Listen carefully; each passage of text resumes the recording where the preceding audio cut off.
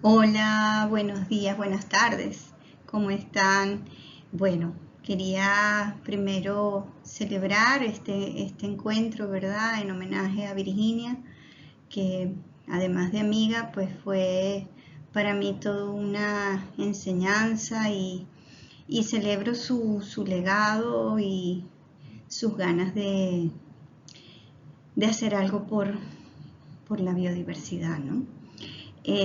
Virginia, además de ser una persona maravillosa, creo que fue muy íntegra en su trabajo, en su investigación, porque cubrió muchos vértices, ¿no? Todo alrededor de la isla de Margarita, pero hizo muchos diferentes estudios ecológicos sobre estas islas. Y bueno, vamos a presentar una pequeña parte, un trabajo que se hizo de caracterización del uso de la tierra y de la cobertura vegetal de las islas del estado Nueva Esparta, donde participé, tuve la fortuna de participar también Milen Gutiérrez y Rafael Moncada. Bueno, primero el trabajo parte de la premisa de que ya desde los años 2000 se detecta que la mayor amenaza a la biodiversidad es la fragmentación de los bosques y la pérdida de hábitat, ¿no? Por la transformación de la tierra, de las áreas naturales a tierras agrícolas y urbanas. La isla de Margarita se conoce que está habitada desde hace muchísimos años, desde el 2300 a.C. Ya hay indicios que fueron estudiados por José María Cruzen, ¿no? Y habían grupos recolectores, cazadores, pescadores, y había una agricultura rudimentaria. Luego, en 1500 comienza la ocupación por parte de los colonizadores españoles, donde, bueno, empieza una transformación, una amplitud de el tema agrícola, se introduce el ganado vacuno, caprino, y aumenta y se mantiene el tema de la pesca, ¿no? Como actividad económica. Luego en los años 70 viene la gran transformación, porque se decreta una zona franca en el 71, y en el 74 Margarita se decreta como puerto libre, y se inicia un crecimiento acelerado de todo lo que es servicios y vialidad para el turismo. La población, según los datos del INE del 2011, crece en 40 años, crece de 1.800 habitantes a 460.000 habitantes. Y para ese tiempo los datos del turismo en el 2009 se estimaban de una población de 2.700.000. También el INE lo consideró como el Nueva Esparta como el cuarto estado con mayor tasa de crecimiento relativo, en un 41.7%. Con respecto a la biodiversidad, los mismos estudios de Virginia detectaron que, bueno, era una isla Margarita y los otros, Coche y Cubagua, tenían alta diversidad. En el caso de Margarita habían al menos 20 subespecies endémicas de vertebrados terrestres, entre ellos primates, aves y otros. Y también hay unos estudios previos de González del 2000, son del 1991, se publicaron en el 2007, donde él identifica 102 unidades de vegetación. Sin embargo, estas unidades no estaban ubicadas espacialmente, por lo tanto, Virginia se plantea como objetivo hacer un mapa de vegetación de las islas y del uso actual de la tierra a una escala de 1 en 50.000, con el objetivo de cuantificar las coberturas existentes y hacer un análisis también de la fragmentación del nivel de estado de fragmentación de esta vegetación. La superficie de Margarita es de 952 kilómetros cuadrados. Coche y Cubagua son mucho más pequeñas, 55 kilómetros, y Cubagua 25 kilómetros cuadrados. Estas islas están a 25 kilómetros del continente. Margarita tiene dos sectores diferenciados, Macanao y el sector oriental, que tiene un sistema montañoso, y Macanao también, entre 930 y 750 metros sobre el nivel del mar. Y las precipitaciones alcanzan a 900 milímetros al año. A diferencia de Coche y Cubagua, que tiene unos relieves mucho menores y su precipitación es de apenas 400 milímetros, casi la mitad de lo que recibe Margarita.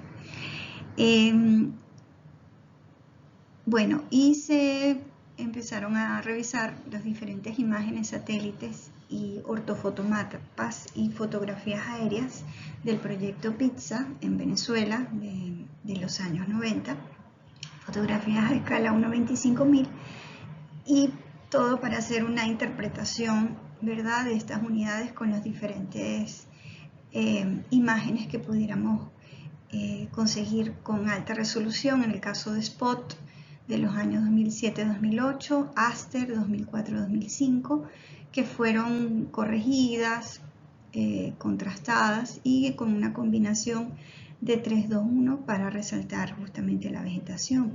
Fue procesado por ERDAS y digitalizado con Mapinfo.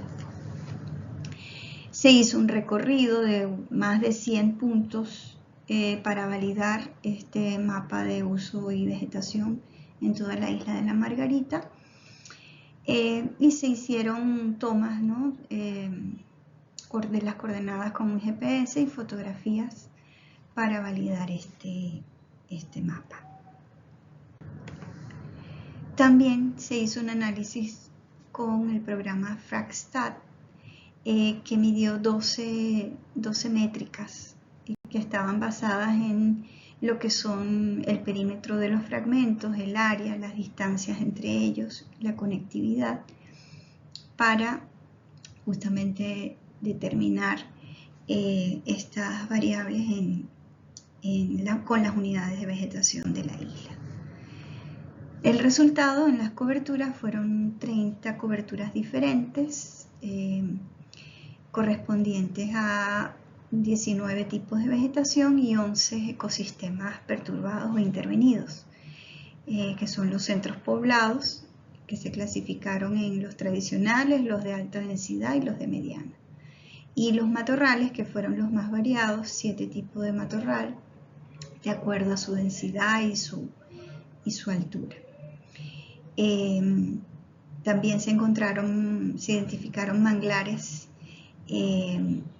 también vivos y muertos, playas, y los topes o los bosques húmedos, los bosques nublados, en el caso de los topes de las cordilleras,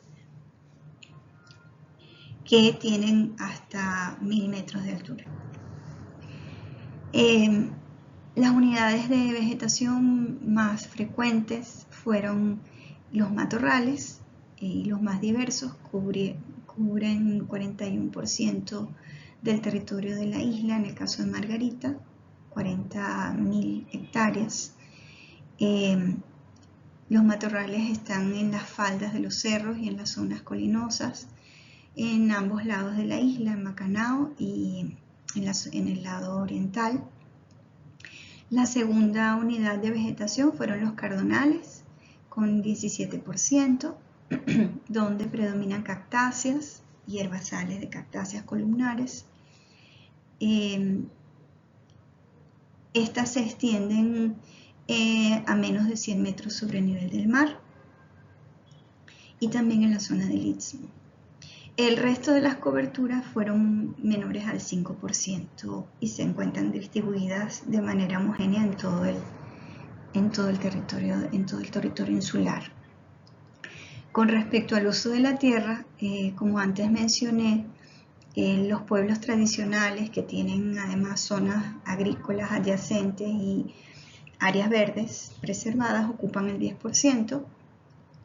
Las zonas más intervenidas están concentradas en la zona urbana de Porlamar, Los Robles y Pampatara, también en el casco urbano de Juan Griego, donde hay un desarrollo también de townhouse y muy poca vegetación.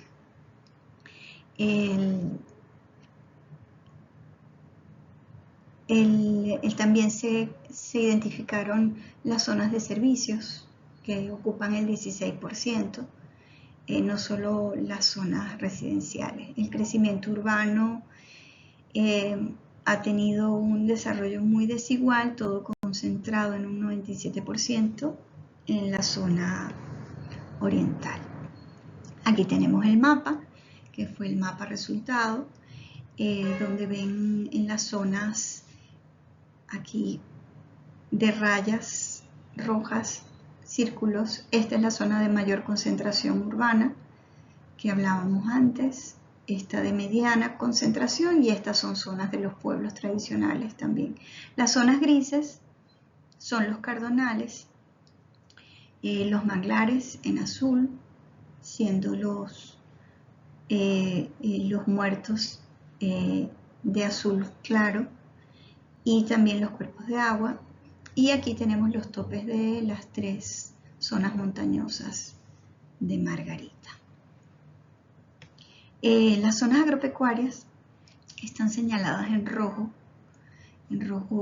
vino tinto, y no fue tan sencillo de identificar. Creemos que eso fue una subestimación, solo se determinó el 4% del territorio, porque fue difícil identificar los conucos en las zonas de las laderas, porque se confundían justamente con la vegetación de la montaña. En el caso de la fragmentación, se considera que un parche tiene buen estado de conservación cuando tiene una mayor extensión y cuando tiene una forma no irregular, no compleja. El efecto de borde, para recordar, son los cambios que ocurren en el ecotono entre la vegetación natural y la matriz perturbada, que altera las condiciones microclimáticas de la zona del ecotono y por ende la abundancia y la composición de las especies. Los porcentajes de cobertura natural, en el caso al comparar con el estudio de González, no coinciden con los porcentajes previos. El autor refiere 9% de cardonales y nosotros encontramos el 17%. Estas discrepancias se cree que es por el tipo de clasificación de categorías que se utilizaron. Los parches de mayor conectividad, por supuesto, favorecen la movilidad de la fauna y también las funciones del ecosistema, como la polinización y la dispersión de las semillas. En Margarita,